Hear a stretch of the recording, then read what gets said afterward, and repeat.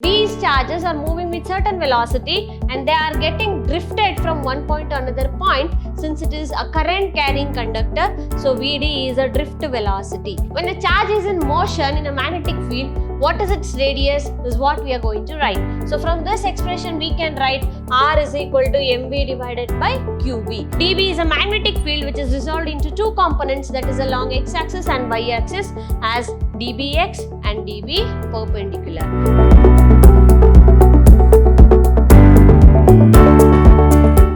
Hello everyone, welcome to session 2 of chapter 4, Moving Charges and Magnetism. This is Swati from Department of Physics, Vidhyaashram Pre-University College, the Temple of Excellence, Mysuru.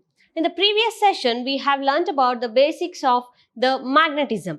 How does moving charges are responsible for the magnetic behavior of a material. In today's session, let us learn some more interesting concepts regarding magnetic behavior. So our first concept is magnetic force on a current carrying conductor. So what is the impact of magnetism, or what is magnetic force on a conductor which is carrying a current? So here I have considered a conductor of length L which is there in uniform magnetic field. We all know magnetic field is denoted by B. So this lines represents a uniform magnetic field. I have considered a rod or a conductor which is of length L placed in a uniform magnetic field with some angle. So according to the picture now, L is the length of the rod and the rod is having an area of cross section, that is A, and number of charge carriers present in a rod, that is given by N. So what is the total number of mobile charge carriers present in this rod? That is number of charge carriers in particular area and particular length, that is N, A, L.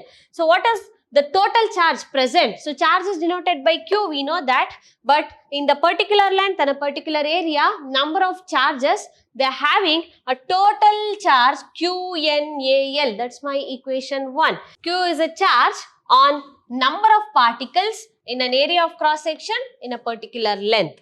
So now these charges are moving with certain velocity and they are getting drifted from one point to another point since it is a current carrying conductor. So VD is a drift velocity. Now the force on each charge carriers, we all know force in a magnetic field is given by F is equal to Q into V cross B. So what is Q here? The charges. So total number of charges in an area of cross section, it is given by QNAL into the velocity is nothing but the drift velocity cross B, that is magnetic field. So now we can just simplify this with the help of current density terms. So how to write this? We can just rearrange this NQVD into AL. So what is this NQVD? We have studied about the current density. J is equal to I by A. We all know this, but I we have derived, that is NEAVD.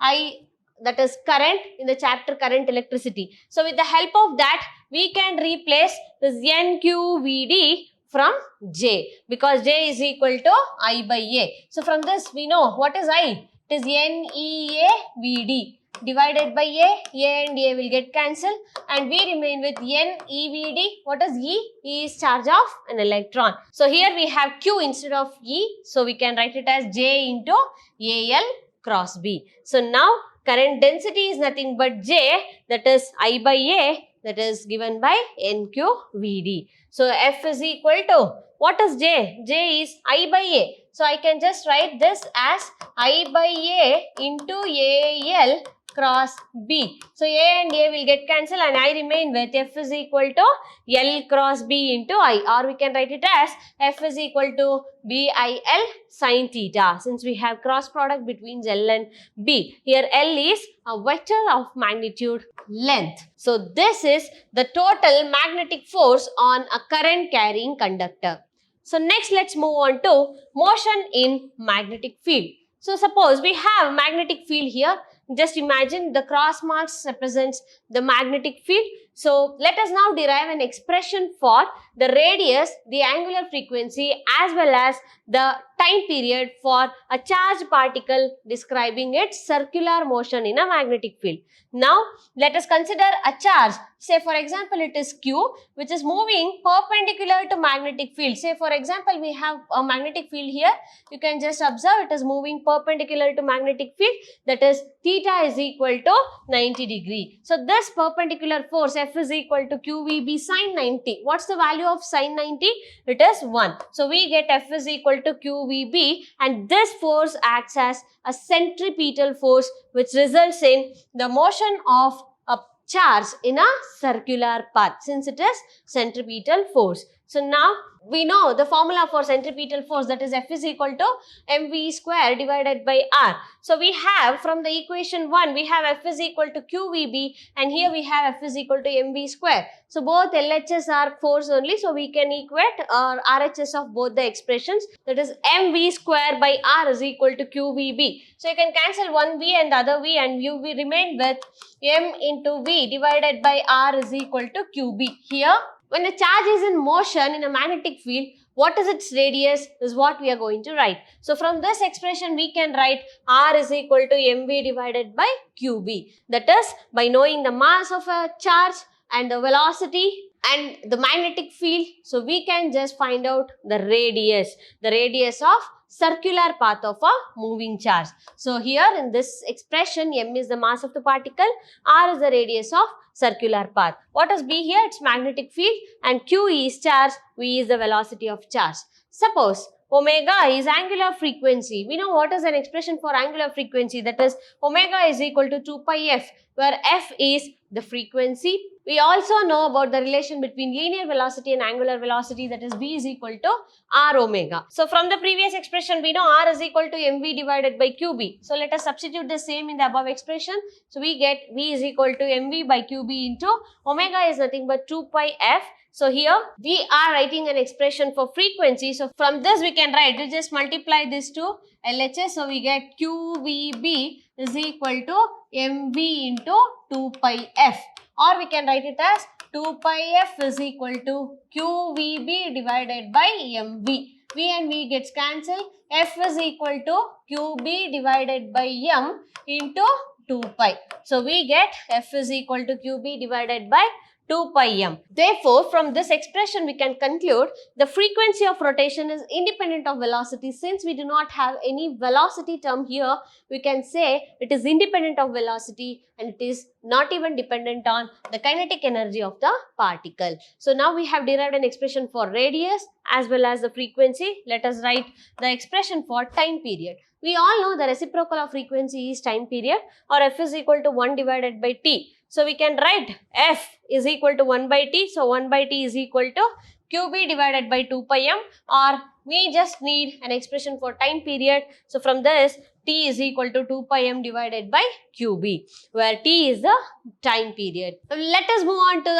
another important topic, that is magnetic field due to a current element, which is given by Biot-Savart's law, which is very important. A 3-mark question for your examination point of view also, it is very important. So here, with the help of Biot-Savart's law, we can find the magnetic field at any point which is at certain distance. So this is an experimental observations, and based on the observations, the law is stated. So let us now see what is the statement of law. So Biot-Savart's law gives us the magnitude of magnetic field dB at a point P. See, for example, this is my current carrying conductor. I'll take IDL as current element, which means the conductor which is carrying current I. DL is a small segment of conductor. So here P is a point where I'm exactly calculating the magnetic field. Say the magnitude of magnetic field dB at point P is directly proportional to the current which is flowing through a conductor or which is flowing through a current element. It is directly proportional to length of the current element, that is DL. And the magnitude of magnetic field dB is directly proportional to sin theta. It is inversely proportional to square of the distance between the current element and the point of observation. So these are the observations of Biot-Savart's law. To remember this easily, we have an expression where dB is directly proportional to IDL sine theta and it is inversely proportional to R square. Here dB is nothing but the magnetic field. It is directly proportional to current. It is directly proportional to length of the current element. It is directly proportional to sine theta and it is inversely proportional to square of the distance between the current element and the point of observation. Here we have R, that is the distance between P and the current element. So it is IDL sine theta by R square. So now let us remove this proportionality by introducing a constant and we will get the equation dB is equal to mu naught by 4 pi IDL sine theta by R square, where mu naught is permeability of free space. So what is the unit of permeability of free space? It is almost equivalent to 10 power minus 7 Tesla meter per ampere. So our next topic is the magnetic field on the axis of circular current loop, which is a very important topic and a very important question. It is very important examination point of view. With the help of Biot-Savart's law, we are now deriving an expression for magnetic field at a point on the axis of circular current carrying loop. So we have a circular current carrying loop here. It is carrying a current of I. Let DL be a small line segment or the small segment of current element. O be the origin. P is a point where we are exactly finding the magnetic field.